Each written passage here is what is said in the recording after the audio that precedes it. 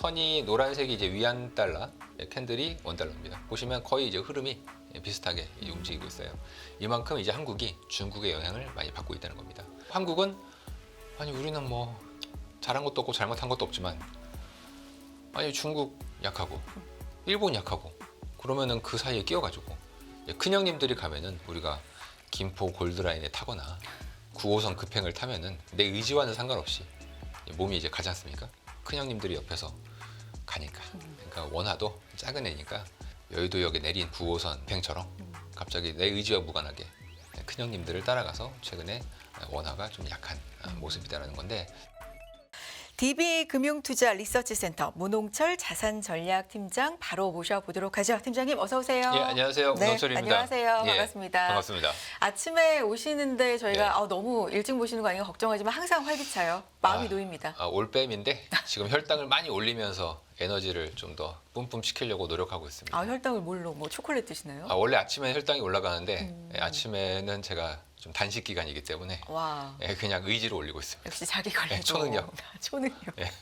감사합니다. 예. 네, 그렇게 말씀해 주셔서 더 감사드리는데 문홍철 팀장님 인포맥스 독자가 평가하는 금융대상 있거든요. 네. 23년에는 외환 부분, 22년에는 채권 부분 베스트 애널이시잖아요. 부끄럽네요.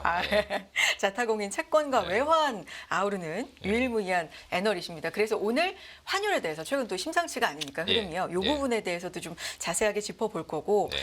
여쭤볼 게 많아요. FOMC 지났지만 좀 다시 짚어보자면 사실 다들 기준금리 점도표 보고 있을 때 유동성에 또 집중하셨던 분이어서 이 부분도 또 리뷰를 좀 해봐야 될 것 같고 어떤 얘기부터 해볼까요? FOMC부터 일단 FOMC 부터. 간단하게 하고 좋습니다. 넘어가죠. 네. 이미 지난 얘기긴 네, 하지만 네, 네. 제가 다른 얘기를 좀 드리겠습니다. 네네. 다들 이제 점도표가 유지가 돼서 이제 우려했던 것보다는 안심이다.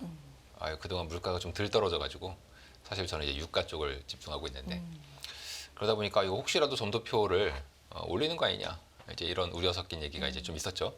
하지만 현재 FOMC 내부에서의 권력 구도와 상황을 보면 전반적으로 공화당 쪽 사람들은 굉장히 매파적인 얘기를 하고 있는데 이제 그 수장으로서 얘기할 수 있는 사람이 이제 크리스토퍼 월러 이사분이 가장 매파적이에요. 그럼 파월의 마음은 뭐냐? 이제 파월이 자기 얘기보다는 이제 주변 FOMC의 중론을 얘기하지만 파월은 분명히 비둘기입니다. 분명히 비둘기. 분명히 비둘기고 물론 이사분들이 이제 민주당 인사들이 많기 때문에 굉장히 다 비둘기예요. 그래서 이제 올해 중으로는 계속 여러분들도 보실 때 매파보단 비둘기가 많다. 그리고 파월은 공화당이지만 옛날에 파월이 트럼프가 이제 뽑아는 놨는데 트럼프랑 이제 엄청나게 싸웠거든요. 물론 싸웠다기보다는 인사권자가 그렇게 얘기하니까 이제 거의 혼자 발렸지. 계속 욕을 먹으면서 트럼프가 너무 잘라버린다. 좀 대립을 했다. 네. 죄송합니다. 아니에요. 제가 이렇게 옆에서 이런 역할 바꿔주시면 제가 싸구려 얘기하시면 좀 고급지게 말씀해 주십시오.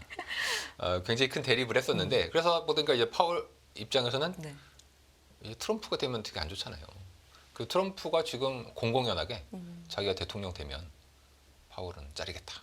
이렇게 얘기하고 있으니까 이제 파월 입장에서는 이거 트럼프가 되는 것보다는 바이든이 이어가는 게 좀 더 그나마 낫지 않겠냐. 적어도 바이든은 겉으로는 이제 파월이나 중앙은행을 존중해주는 모양새를 보이고는 있어요. 하지만 이제 그렇게 오해하시면 안 되고 실제로는 뒤에서 바이든은 굉장히 노련한 정치인이기 때문에 물론 머리가 오락가락한다고 혹시 오해하실 수 있는데 그분은 원래 40대 때부터 오락가락 하셨던 분입니다. 말실수를 굉장히 자주 하시는 분이 원래 자주 하세요. 고령화 리스크가 아니라 이제 그거는 공격하다 보면은 옛날에도 트럼프 치매 얘기가 계속 있었지 않습니까? 그래서 너무 막 치매, 고령화, 지금 막 맨날 넘어지고 건강 문제 있다. 이거는 늘 가려들으세요. 푸틴이나 이제 김정은의 건강 문제도 결과적으로는 거의 아닌 게 되지 않습니까? 그래서 이제 그게 거짓말이란 게 아니라 우리가 좀 걸러들어야 된다. 그래서 바이든이 나름대로 저는 굉장히 저력 있는 정치인이라고 보고 있고 또 전쟁이나 선거라는 건 결국 돈의 문제지 않습니까? 요즘은 바이든이 조금 더 모금이 잘 되고 있는 상황이고 트럼프는 굉장히 돈에 있어서 힘들다가 벌금도 내야 되고 이번에 소셜미디어 가지고 있던 회사 하나를 이제 상장시켰죠. 얘가 이제 가치평가로는 좋은데 문제는 주식이란 건 팔아야 돈이 되는 거라서 얘가 이걸 팔지는 모르겠어요. 저는 파월 의장은 굉장히 트럼프보다는 바이든을 좀 더 되게 선호할 것이다. 그렇다면 당연히 비둘기가 되겠죠. 그래서 저는 파월 의장은 비둘기일 수밖에 없을 것이다. 앞으로 FOMC 때마다 늘 미국 주식 기준으로 뭐 국내 주식도 좀 더 롱감으로 이제 가면 좋은데 제가 사실 이번에 주목했던 거는 큐티 아니에요? 유동성 맞습니다. 맞아요. 말씀하신 이 유동성 쪽을 제가 가장 네. 주목을 했어요. 왜냐하면 저는 이제 전에도 말씀드렸지만 2분기, 그러니까 지금 3월 다 갔으니까 이제 4월부터죠. 4월부터는 미국 정부가 공급하는 유동성이 줄어들기 시작합니다. 저는 이제 유동성이란 건 연준도 공급하지만 네. 정부도 사실 연준이랑 정부는 하나예요. 저만 이런 얘기하는데 혹시라도 원래는 이제 독립이라고. 독립이라고 교과서에 써져 있고 저를 제외한 모든 사람들은 연준은 독립이다. 파월이 무슨 뭐 대통령 무슨 관계가 있냐 이렇게 생각을 하시겠지만 저는 굉장히 좀 이상한 얘기를 하는 사람이기 때문에 아니 FOMC 리뷰를 여쭤봐도 이런 어떤 정치 네. 선거 얘기를 해주시는 분은 거의 뭐 유일무이한 것 같아요. 주로 이제 지표 얘기, 뭐 CPI, 뭐 이런 얘기, 소비 이런 얘기 하겠죠. 네. 뭐 저도 뭐 그걸 보긴 하는데 그렇게 의미 없다 이런 얘기하면 큰일 나겠지. 아니 쟤는 지표를 안 보나? 뭐 이런 얘기 하실 텐데. 잘 보시잖아요. 왜요? 저는 보긴 하는데 주로 이제 패턴 하에서 보고 네. 과거의 지표가 미래를 얘기해주지 않기 때문에 중요한 건 이제 정치적인 스케줄이 올해는 되게 중요하다. 네. 그리고 주식은 대선 있는 해는 되게 좋고 다만 이제 1분기는 미국 주식은 좋았죠. 뭐 한국은 뭐 종목마다 좀 달랐던 것 같습니다.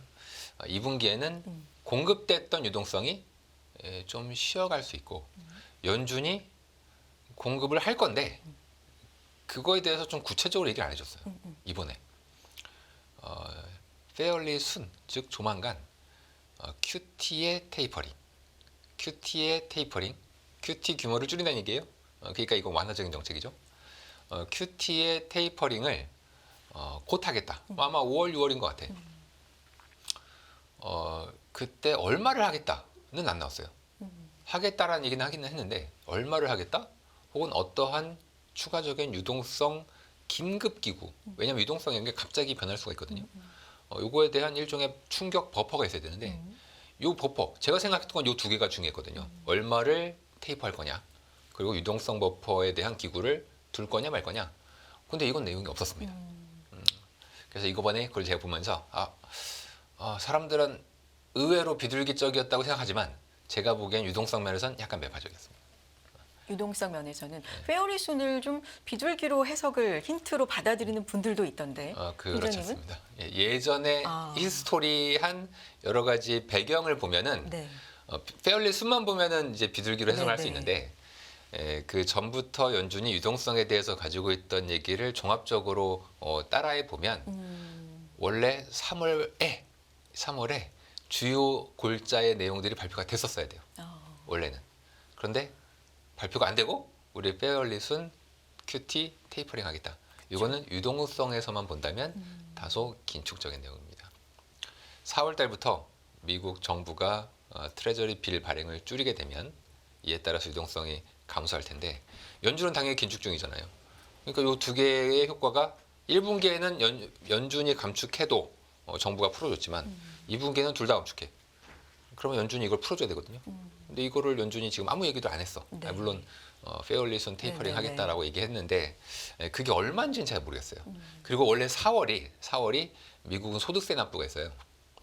우리는 이제 종합소득세 납부가 5월에 있는데 미국 요 4월에 소득세 납부가 얼마가 되냐에 따라서 유동성이 굉장히 왔다 갔다 합니다. 저도 예상을 할 수가 없어. 왜냐하면 미국 정부도 모르니까. 이게 좀 밴드가 큰가 봐요. 영향이. 굉장히 커요. 아, 그래요. 그 규모가 보통 적으면 2, 3천억 달러. 2, 3천억 달러면은 QT 한 3개월분이에요. 그리고 많을 때는 뭐 7천억 달러까지도 움직여요. 그럼 7천억 달러면 QT 거의 한 7, 8달 하는 분량이거든요. 크군요. 굉장히 큰 돈들이 갑자기 빨려 들어갔다가 뭐 갑자기 나오기도 했다가. 근데 빨려 들어가는 건 순식간에 빨려 들어가는데 나오는 건 미국 정부가 돈을 써야 나오는 거거든요. 세금이 거칠 때는 훅 거치지만 쓰는 것도 훅 쓸 수도 있고 그냥 우리는 돈 받았으니까 천천히 쓸 수도 있고 왜냐면 월급을 뭐 한 번에 다 주지는 않지 않습니까? 매달 월급을 주잖아요. 공무원 월급을. 그러니까 돈이 천천히 그러면은 빨려 들어갈 땐 확 빨려 들어가고 물론 전체로 보면 똔똔인데 훅 빨려 들어갔다가 천천히 나온다? 이건 일종의 잠깐으로 보면 긴축이 돼버립니다. 그래서 제가 2분기를 좀 주의 깊게 보고 있는 이유가 2분기에는 유동성이 좀 부족하다. 그런데 연준은 아직까지는 태도가 좀 미적지근하다. 정부의 스케줄은 정해져 있다. 변수는 세금이다. 요 하에서 2분기는 제가 뭐 팔란 얘기는 아니에요. 저희는 대선 있는 해 미국 주식 굉장히 좋게 보고 있고요. 한국 주식은 사실 더 좋게 보고 있습니다.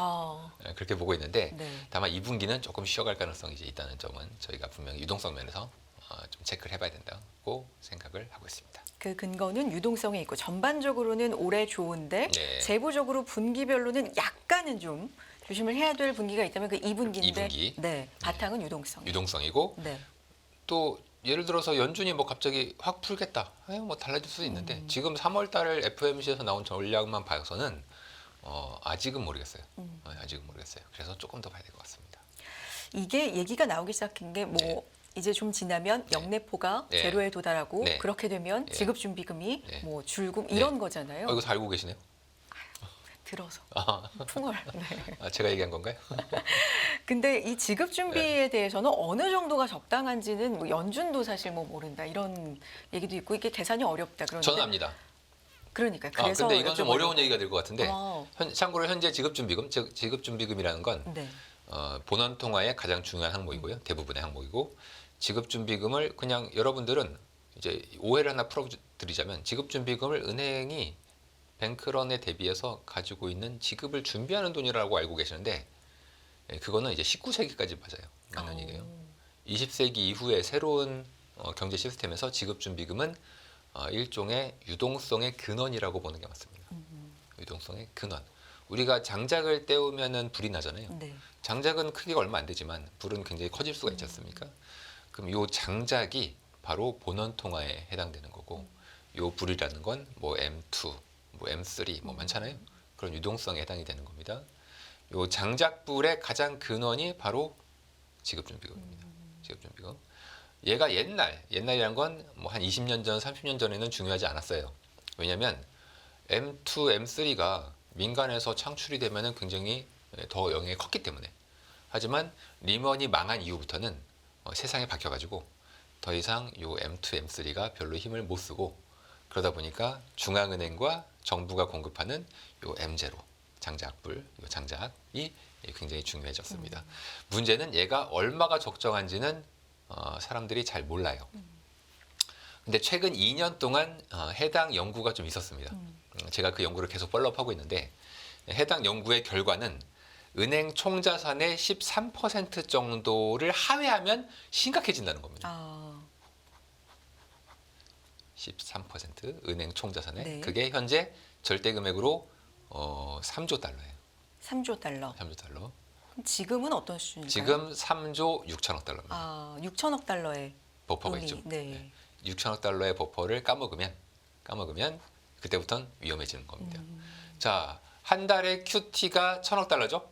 뭐 원래 950억 달러인데 그냥 계산하기 편하게. 자, 그러면은 6천억 달러의 버퍼는 대략 6개월분의 QT죠. 그런데 그렇게 생각하면 안 돼요. 왜냐? 거기에 정부가 하는 게 있잖아요. 정부가 2분기에 줄인다 그랬는데 제가 얼마를 줄이냐면 2분기에 네팅으로 대략 2,500억 달러를 줄입니다. 자, 그렇게 되면 QT의 정부의 트레저리 빌 감소에 의해서만 총 2분기에만 6천억 달러가 감소하죠. 그럼 벌써 위험하죠. 6월 정도 되면 요 지급준비금이 거의 간당간당한 3조 달러 트리거를 터치할 수가 있죠. 근데 3조 달러 트리거를 터치한 적이 한 번 있어요. 작년에. 죄송합니다. 재작년에 SVB라는 은행이 망했을 때 딱 그때 3조 달러를 터치했습니다. 그리고서 그 이후에 쭉 늘었어요. 그러다 보니까 작년에 사람들이 아니 왜 금리가 이렇게 높은데 주가가 이렇게 오르지? 당연하죠. 유동성이 풀렸으니까. 왜 암호화폐가 이렇게 오르지? 왜냐하면 유동성이 풀렸으니까. 유동성은 물이기 때문에 물에는 이제 물고가 있으면 그냥 그쪽으로 흘러가게 돼 있어요. 그 물고가 엔비디아든 뭐 비트코인이든 뭐 주택이든 물고만 생기면 갑니다. 문제는 얘가 2분기에 감소할 거고 제가 아까 6월 정도까지 되면 한 6천억 달러의 유동성이 감소할 수 있다. 그러면 지준이 절대량 터치해요. 변수는 세금이죠. 4월. 네. 그 6천억 달러는 이미 감소하는 게 결정된 거고 세금이 들어오는 거에 따라서 이게 굉장히 커질 수가 있습니다. 굉장히. 그래서 제가 2분기를 조금 지켜봐야 된다. 이렇게 말씀을 이제 드리는 거죠. 유동성 면에서. 유동성 면에서 이 유동성에 따라서 자산 시장으로 자금이 네. 흘러 들어가는 거니까 물고 표현해 주셨는데 좋습니다. 이렇게 정리를 좀 해보겠고요.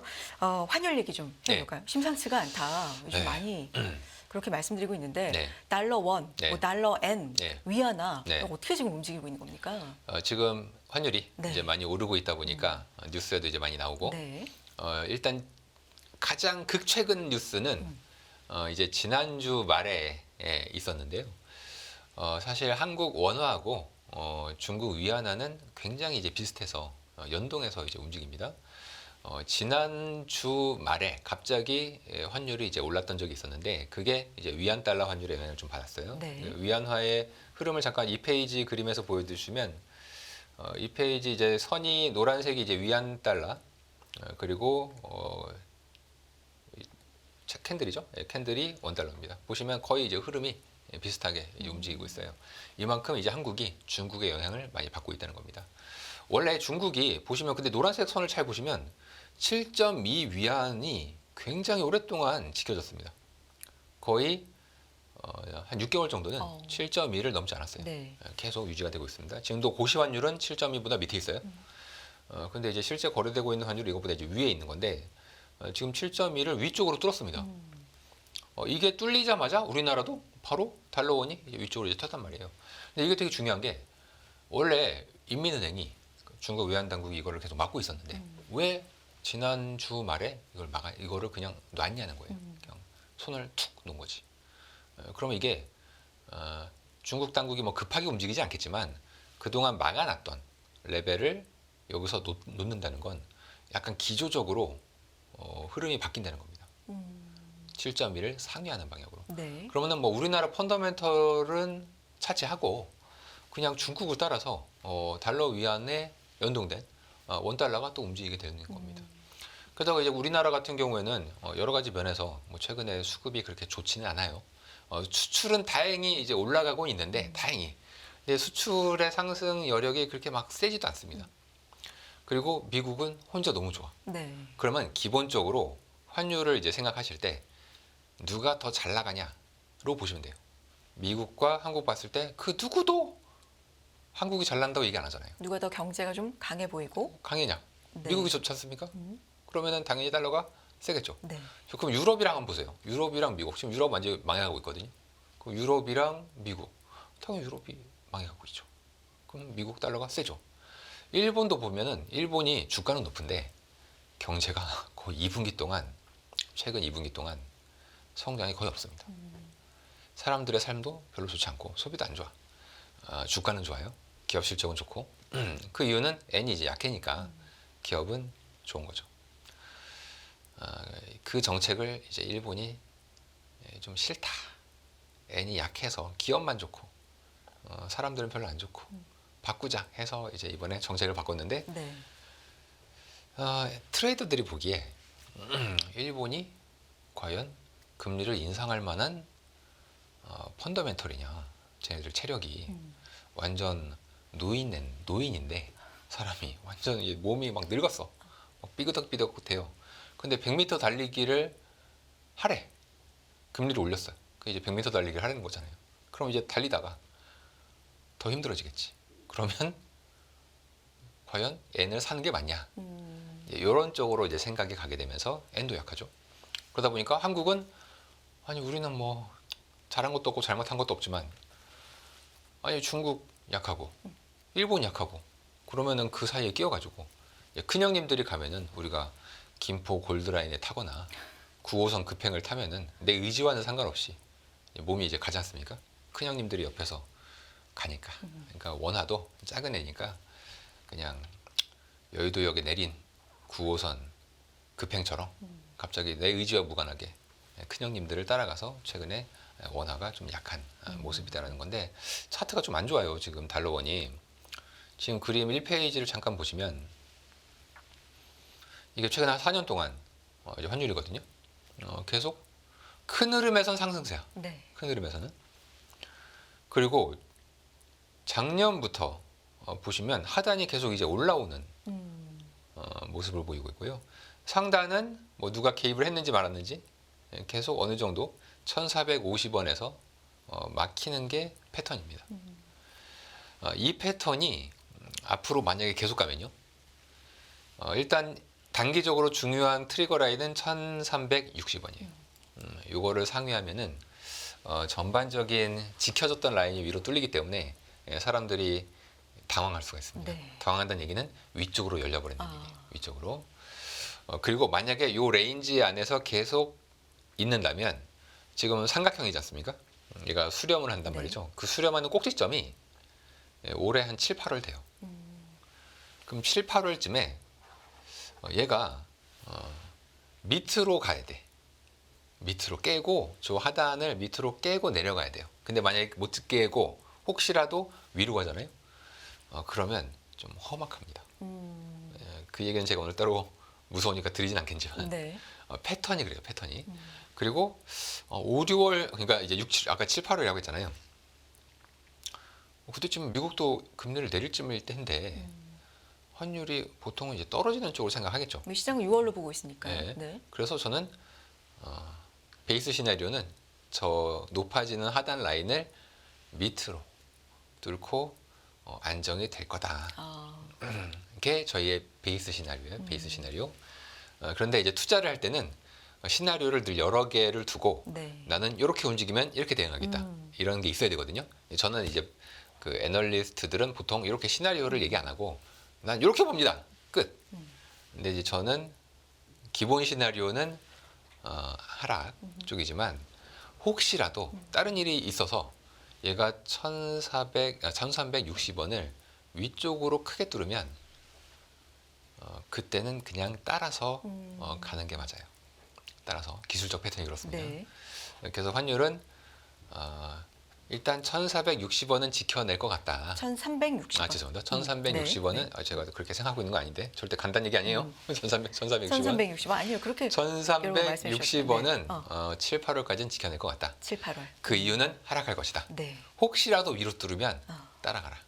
네, 그렇게 말씀을 드리고 전반적인 연준의 통화 정책 상으로는 네. 하반기엔 아래쪽이 맞는데 지금은 위쪽이 맞아요. 왜냐하면 미국을 제외한 다른 애들이 너무 망해가고 있어. 아니 어제 GDP 보세요. 간밤에 나온. GDP 미국. 왜 좋을까요?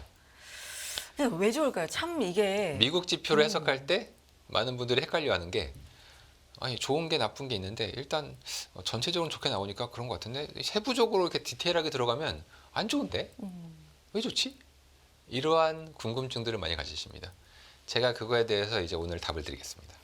이제 주시는 거예요? 미국 지표를 보실 때 뭘 보셔야 되냐면 네. 미국의 인구를 보셔야 됩니다. 지금 19페이지의 그림을 잠깐 보시면 이민자가 메인이죠. 물론 미국 본토에서 태어나신 분들이 있지만 그것보다는 이제 이민자가 변동성이 큰데 지금 19페이지의 그림은 연간 네. 인구 증감, 넷 인구 증감입니다. 역사상 최대치로 23년에 증가를 했어요. 이건 센서스가 가장 최근에 발표한 자료인데 작년에 380만 명의 인구가 증가했는데 인구의 퍼센테이지로 보면 1.3%가 넘어요. 우리가 이제 에스컬레이터가 이렇게 쭉 가지 않습니까? 그럼 제가 이제 올라갈 때 저는 힘을 안 들여도 에스컬레이터가 올려주잖아요. 근데 거기에 제가 걸어가. 그럼 더 빠르겠죠? 그렇죠. 인구는 에스컬레이터 같은 겁니다. 인구의 힘도 있는데 네. 거기에 뭔가 다른 것까지 있으면 가속도 그럼 그냥 붙고. 쭉 가는 겁니다. 네. 이 얘기는 미국은 그냥 숨만 쉬어도 연간 1.3% 4%를 에스컬레이터처럼 간다는 겁니다. 근데 거기에 미국은 늘 또 한 2%는 성장한다며. 그럼 기본적으로 3, 4% 성장하는 게 에스컬레이터라는 거예요. 이번에 나온 분기 데이터가 이제 GDP 네요. 3.3%, 3.4였으니까 그 정도는 기본 성장을 해주는 인구빨이 이제 있다는 겁니다. 참고로 한국은 에스컬레이터를 거꾸로 탔어요. 감소. 네, 인구가 감소하고 있기 때문에 더 세게 내달려야지 겨우겨우 올라갈 수가 있는 건데 미국은 이민의 힘이 워낙에 센데 단 문제는 이게 지금 바뀌고 있습니다. 그 아까 이민 그래프를 보시면 갑자기 급증하지 않습니까? 근데 그 얘기는 거꾸로 얘기하면 그 전전해에는 굉장히 감소하고 있죠. 많이 안 늘었어요.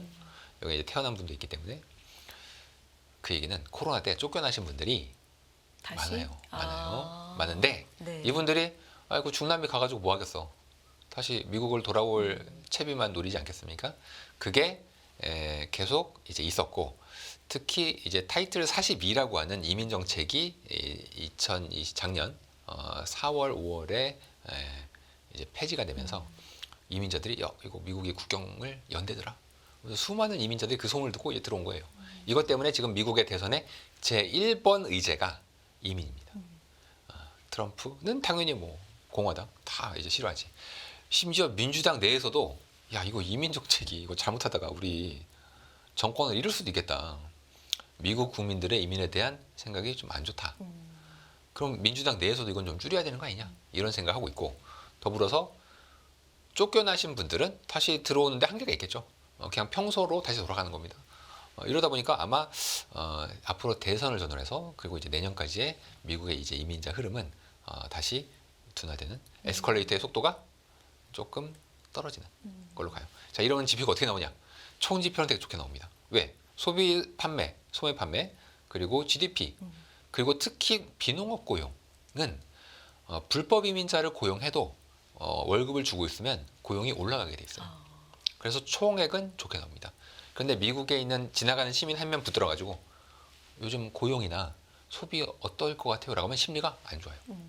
특히 심리가 제일 안 좋은 사람이 누구냐면 경영자입니다. 네. 경영자들 굉장히 심리가 안 좋아. 앞으로 이 사람들은 경제학자들은 다 연착륙할 거라고 얘기하는데 CEO들은 나 좀 안 좋아 보이는데 지금 망할 것 같은데 실제로 파산 건수가 엄청나게 올라가고 있어요.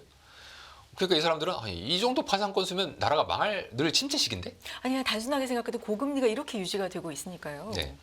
고금리가 유지돼서 이런 것들이 있어서 사람들은 안 좋은데 네. 특정 표본을 물어보면 안 좋게 보는데 경제 전체가 좋아 보이는 겁니다. 고금리의 영향이 미국은 원래 늦게 와요.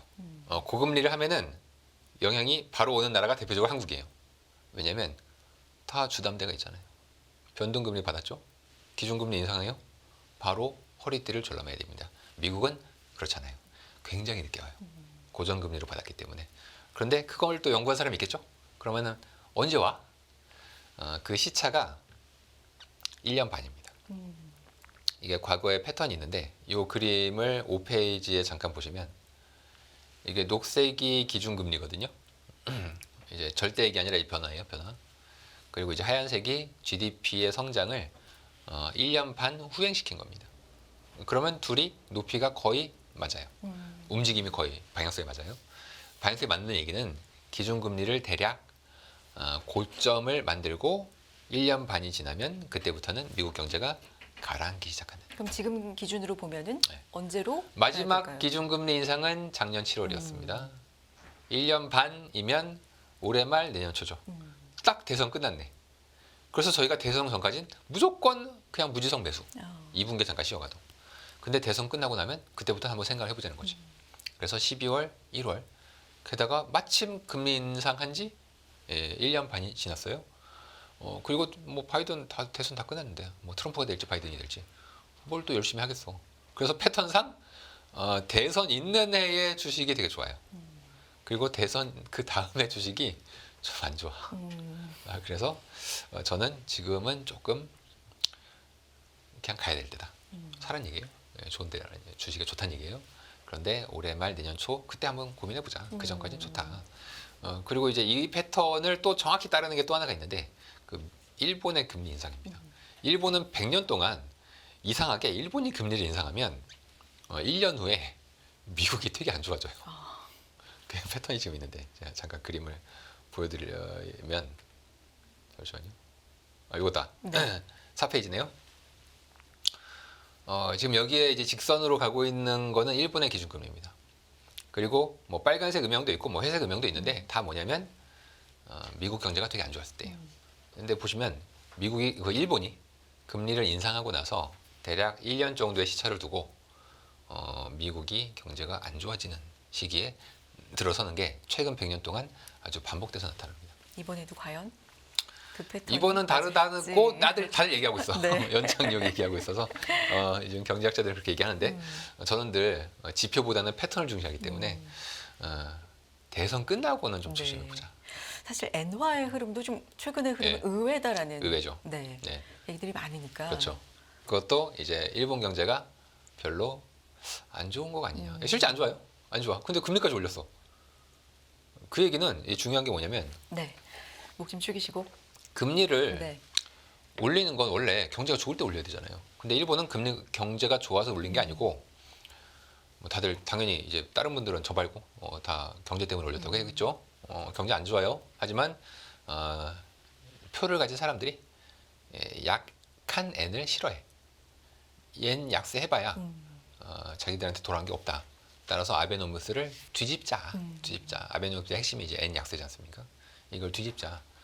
이제 우리는 기업이 어차피 임금을 그 이상, 물가 이상으로 올려주지 않기 때문에 그걸 이미 10년 동안 봤잖아.